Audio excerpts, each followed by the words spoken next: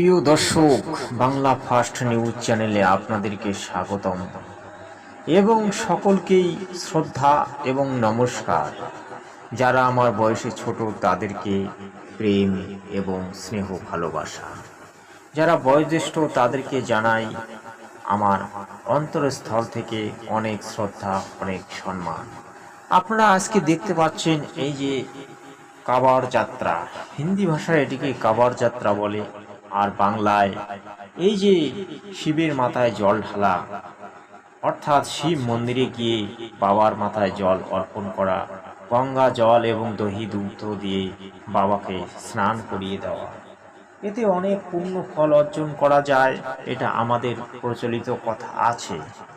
আমাদের পুরাণগুলি যেমন শিব পুরাণ, শিব মহাপুরাণ, এই ধরনের পুরাণগুলিতে অনেক ধরনের বর্ণনা পাওয়া যায়, শিব পূজার বিধান অনেক পাওয়া যায়।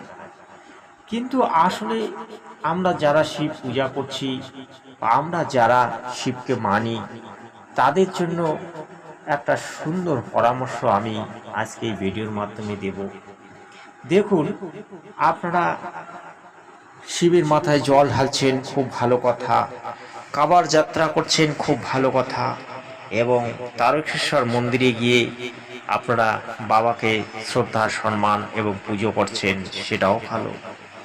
কিন্তু আমরা বাবাকে কেন পুজো করব, বাবার মাথায় কেন জল ঢালি, এই বিষয়টি কিন্তু হাজারের মধ্যে 800 লোকেরই জানা নেই। কারণ তারা দেখা দেখি শিখাশিখির মাধ্যম দিয়ে তারা বাবার মাথায় জল অর্পণ করে। এই যে দেখুন, আজকে পায়ে হেঁটে দূর দূরান্ত থেকে বাবার মাথায় জল ঢালার জন্য তারা যাচ্ছে, কিন্তু বাবাকেই তাদের জল পানি তাদের পূজা গ্রহণ করে। আবার অনেকে কি করে যে বাবার মাথায় জল ঢাললে নাকি গাঁজা পান করতে হয়, অনেকে গাঁজা পান করে। এই যে দেখুন, বাবার মন্দিরে কিভাবে লাইন লাগিয়ে প্রবেশ করছেন এবং বাবাকে কিভাবে শ্রদ্ধা সম্মান জানাবেন, সেটা তাদের অন্তরে আছে। কিন্তু আমি যেটা পূর্বে বলেছিলাম যে যে কোনো একটা কাজ করার আগে সেই কাজটাকে জানতে হবে, ভেবেচিন্তে করতে হবে।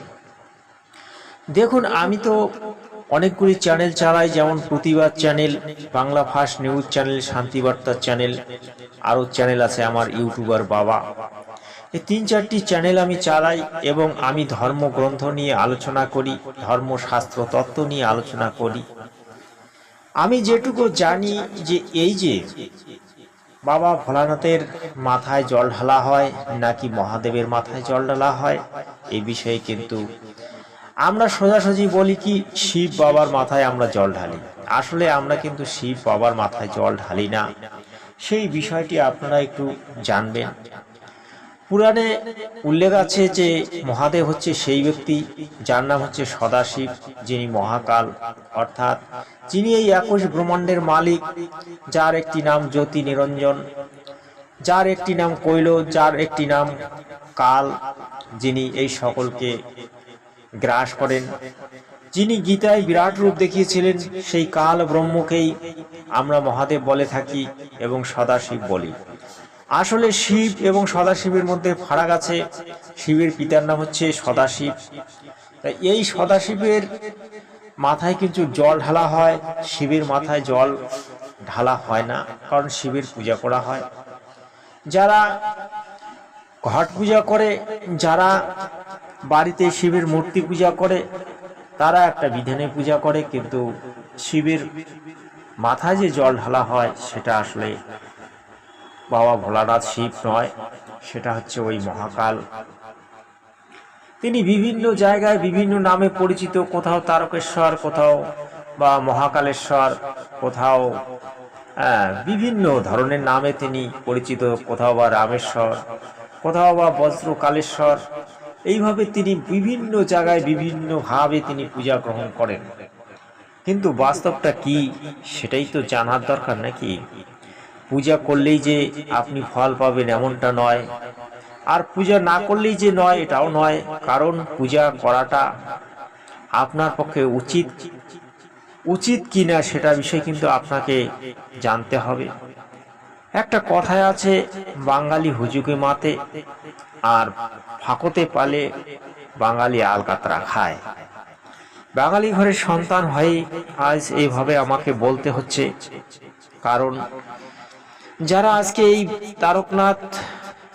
তারকনাথের মাথায় জল ঢালতে যাচ্ছে তারা কি একবারও ভেবে দেখেছে যে আমাদের পুরাণে কি লেখা আছে, কিভাবে শিবের মাথায় জল ঢালতে হয়, কিভাবে শিবের পূজা করতে হয়, কিভাবে শিবকে সাধন করতে হয়?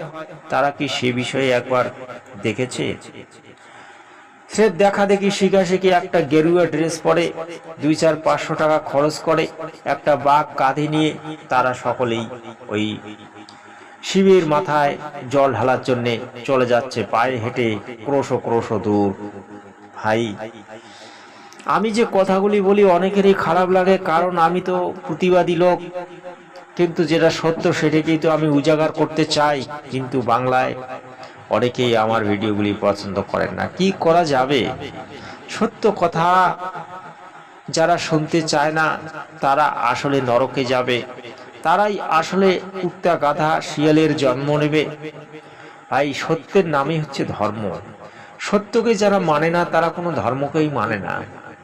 আপনি একদিন ওই কাবার যাত্রা করলেন, বাবার মাথায় জল ঢাললেন, সারা বছর আপনি জুয়া খেললেন, তামাশা করলেন, রেন্ডিবাজি করলেন, তারপরে বাবা মাকে ধুধা ঘৃণা করলেন, হ্যাঁ, বিভিন্ন ধরনের কুকর্মগুলি আপনি করেই চলেছেন, মাছ মাংস খাচ্ছেন।